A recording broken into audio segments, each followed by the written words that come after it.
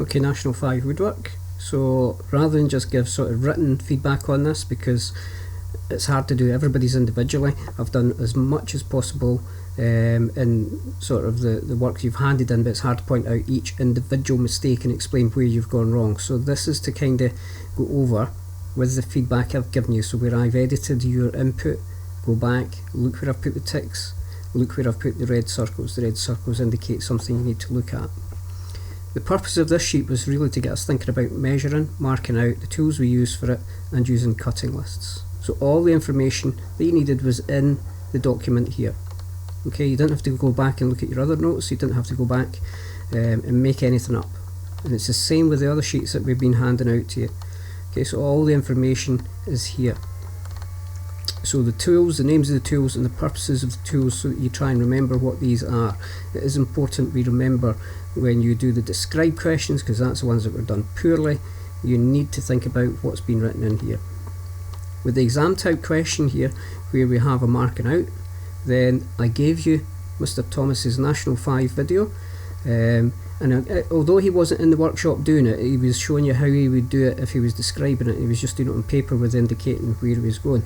There's a number of different responses you can put in here which are correct.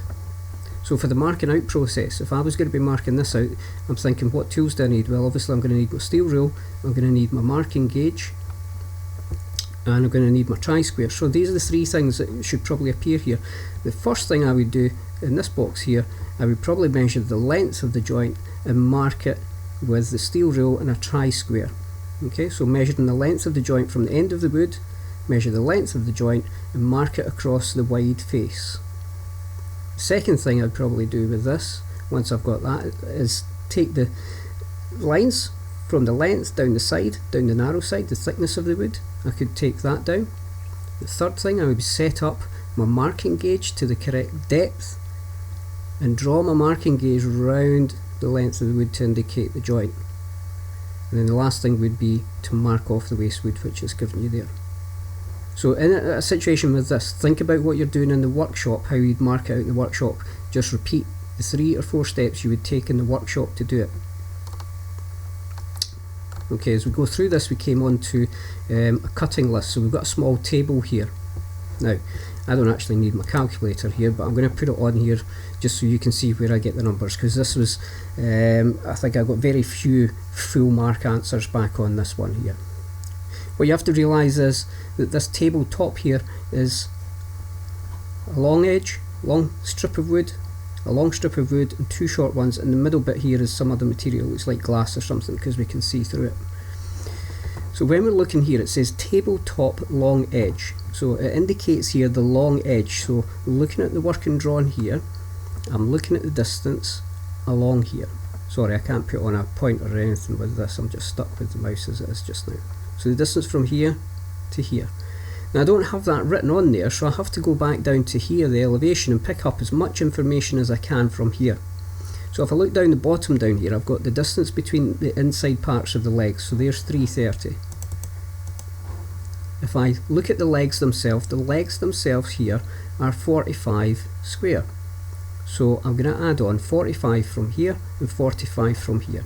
So that gives us 90. So we're going to add on 90 to that. So at the moment we're at 420, but that's not the full size, because if you come back up here, you can see that the table or the long edge overhangs the legs. So I've got to look here, I've got another 20 millimeters at this side, and I've got another 20 millimeters at this side here as well. So I'm going to add on another 40. So that gives me 460 in total. That's what the answer should have been. Okay, if we look at the next one. So the next one here was the short edge. We're just going to do the same thing again. So the short edge is going in this direction. So again, we've got 180. We've got the thickness of the legs. So again, we've got 2 of them. So it's twice 45. So that gives us 90. So we're at 270 now. And again, we've still got this overhang. So plus 40 gives us the 310. So that would give us the short edge. The front rails are actually this bit here, this bit up here. So the front rail is there, you can see there the front rail just runs from here to here. Now the drawing doesn't indicate there's any joints in here, because otherwise we'd have some maybe dashed lines which indicate hidden detail. So let's just assume that it's a butt joint. So the answer for that one there is just the number here, 330. The side rails, and again, the same thing here. There's no joint indicated because there's no hidden detail and there's no other information. So again, we assume a butt joint. 180 would be the actual size of the side rail. The legs, the length, well, the length this time, if we're just dealing with length, it's usually the longest part of the object. Okay, I know that you'll be saying to yourself, you know, this here is the height, but if I turn it on its side, it becomes my length. So think about length as the longest part of the object. The total height, or the total length of the object, is 450. However, we've got the tabletop to think about, so it's 450 minus the thickness of the tabletop itself, which we've come all the way over here for. There you go, there's the thickness, which is 20, and that leaves us 430. The last thing to look at on here was this little one in here, where it asks for the breadth of the side rails. So again, looking at the breadth of the side rail, I'm just looking here, here's the side rail here, that's the length of it, there's the breadth of it, at the very always the smallest part is the thickness. So 60 would be the answer there. So hopefully that gives you a little insight as to looking through the work and drawing stage like this. Mark and measure out blanks. Well, we've all been on the lathe recently. So it says here, it's created on the blank, a blank was created as shown above. So we need to mark this out before we're doing it. Actually, the wording of that's not very good, is it? A blank that was created on the lathe is shown, it's not. The blank is going to go onto the lathe. Maybe that confused you, I'm not sure. Well, the first thing here is to draw across the diagonals to get the centre.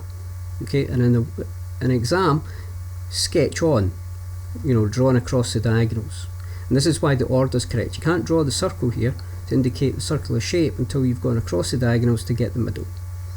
Once you've got the middle, then you use your, not a compass, I would use my spring dividers to draw a circle on the wood. Okay, so the spring dividers draw the circle on the wood, and you'd mark that up, and of course then you take your plane out. If it was asking for more than 2 stages, you take your plane out and take off the corners here. You'd also be cutting a groove across one of the diagonals, and that would be so the fork centre fits into that groove, which is what's going to turn the wood. That's not what's been asked at this stage, but just a bit more information. Didn't see any problem with answering these. I think you got all of them, no problem. Okay, no issues there. Again, we've got another describe one here, and again it's very similar to the answer above. I think what I'd be doing with this one, it's slightly different. We don't have any waste material here. I would be marking the length of the joint on the narrow edge using my steel rule and my tri-square, and taking a line at right angles across here. Then I'd be taking my mortise gauge, and I'd be setting the mortise gauge, the spurs, the 2 spurs, to the width of the waste material, the width of the mortise joint itself. It's actually a bridle joint, but it's a mortise gauge we'd use. And then I would use that mortise gauge to scribe the marks around into the wood, and then I would mark up my waste wood. Okay, we need to get a bit more practice at these. I think, you know, when we get back to the workshop, we'll be doing as much workshop as possible. We'll try and do some more of this in the classroom as such. So use the feedback that's helpful on that one. Very quickly on the health and safety, personal protection, again all the answers were in the text here. It's not always, you got to think though, if I'm using a lathe, I'm not wearing gloves. Okay, if I'm using a mortise machine, I'm not wearing gloves. Think about what's appropriate here. These are just the general ones which are used that you come across. When it's talking about tool safety, it gave information here about in here to say what your tools should be doing. When it came to machine safety, again, each of these little boxes here had the exact answers we were looking for. You didn't have to make anything up. So for each of these, you just need to look into this little box here and copy something from here into the actual answer itself. So when it's talking about personal, it must be PPE type equipment, but it must be relevant for the correct machine. So gloves would not be a correct answer here.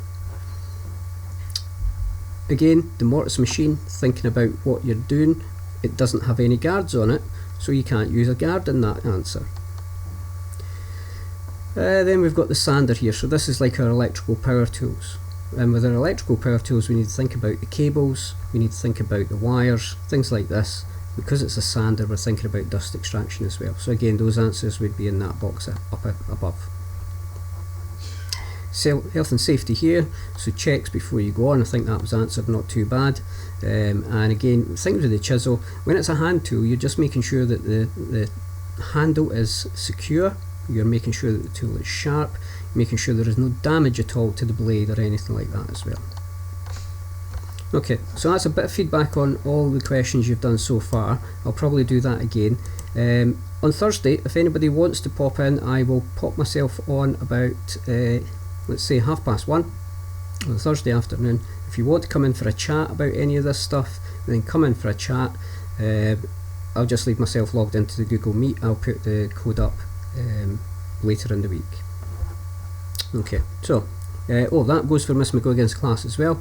If you want to come into Google Meet, I'll post it on your classroom as well. You'll just be getting the same work as my lot are getting, and I'm going to be your main contact while we are off school. Okay, so if you need a chat, just pop on.